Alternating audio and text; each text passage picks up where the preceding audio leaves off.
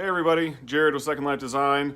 I want to take a few minutes to talk about my new welder. I picked up an Everlast PowerArc 161 STH. It is a small 160 amp stick TIG machine, DC, stick, or TIG.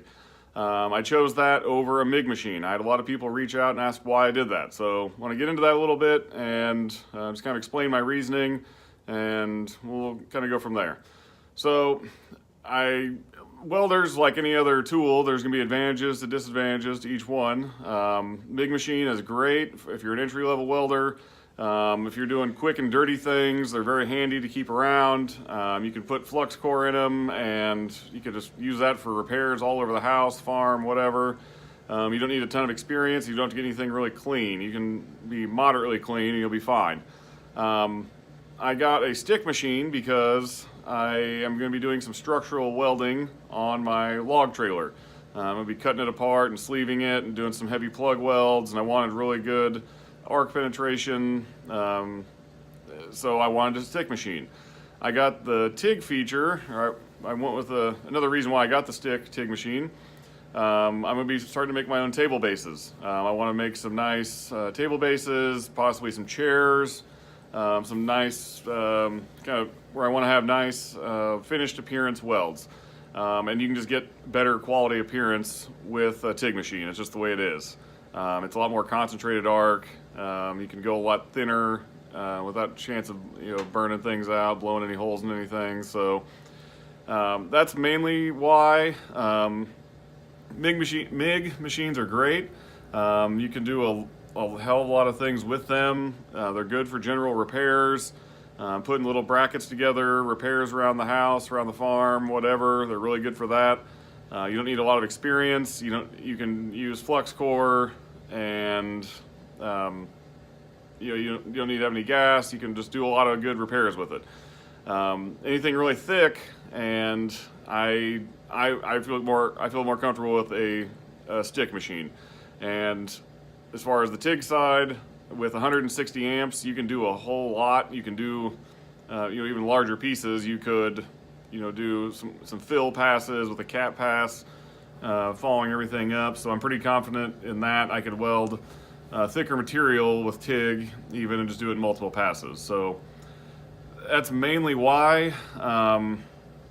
There's more to it. I'm not an expert in welding by any means. I've just done a lot of it in different industries for repairs, and got a good experience of different kind of the tendencies of everything. So I know people are kind of scared of TIG welding. I've done it a handful of times in the past in different schools and things. So I'm not an expert at it at all. I know it takes a little bit more coordination, and I'm confident with that. It's not as quick. That's okay. I look at overall picture. I think people are thinking of a MIG machine like it's the squirt gun. You're just putting wire in and you're done, and you can just grind it off and fill it back in later. I think I'm going to be able to, if you look at it from the bigger picture of if you clean your metal really well and do a nice weld, you don't have to grind anything. You're just done. So I look at more steps than just beyond the welding itself. Metal prep is going to be kind of the same either way. If you want a good weld, you're going to bevel it and grind it and fit it up well. If you're doing the actual welding, that's one process. But then the cleanup after is a whole another process as well, and that just creates more of a mess. So I'm trying to stay a little bit cleaner, get more appearance. They also do some TIG brazing with some brazing rods, so just get a little more appearance to them. And yeah, I fully intend at some point to get a MIG machine. They are very useful. They serve a lot of purposes. Just for the immediate purposes I had in front of me, I want to do some structure welding and some nice appearance welds. That's two things where you need stick and TIG welding. So that's why I went with it this time. I very likely, if I could find a deal on a MIG welder, I would get one. So I'm not ruling it out. You have to use it for your purposes.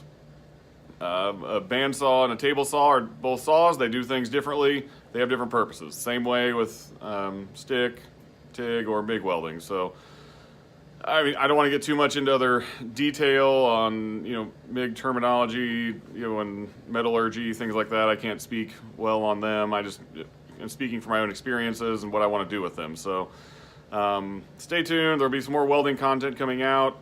Definitely check out the Everlast brand of welders. It's a kind of a lesser known company in the welding world. Everyone seems to know Lincoln and Miller, and that's all they really know. I think Everlast, people should really give them a shot. They look to be really good quality. They're all inverter based, so they're all instead of having big transformers in them, they have circuit boards that doing all the work. That's going to make everything lighter, more efficient. You're going to get more out of them, so you'll be more accurate in your amperages and that. I have a lot more features. I have some nice pulse features with this, post-flow, pre-flow. More of that goes into the TIG and everything, but even the stick side is pretty interesting, where I can burn 6010s and that's some more welding talk and whatever, but it's a pretty well-functioned machine for the price. I believe it is an imported machine, but it's higher quality. I think in a different rant, the imported stuff always gets a bad rap, but they make things to the quality that they're spec'd to. So if you spec it higher, it's going to be nicer quality. If you want to be competitive and be really cheap, they're going to be cheaper. So that's just kind of the way the imported stuff works. So that's a whole different subject. But anyway, Everlast seems to be a good brand. A lot of respected welders on Instagram and then YouTube and that really promote them and like them. So I give them a shot. We'll see how it works out. So any questions, leave them down below, comments, hit the like, subscribe button. That really helps me out a lot. Any other further questions, you can find me on Instagram at Second Life Design, and thank you.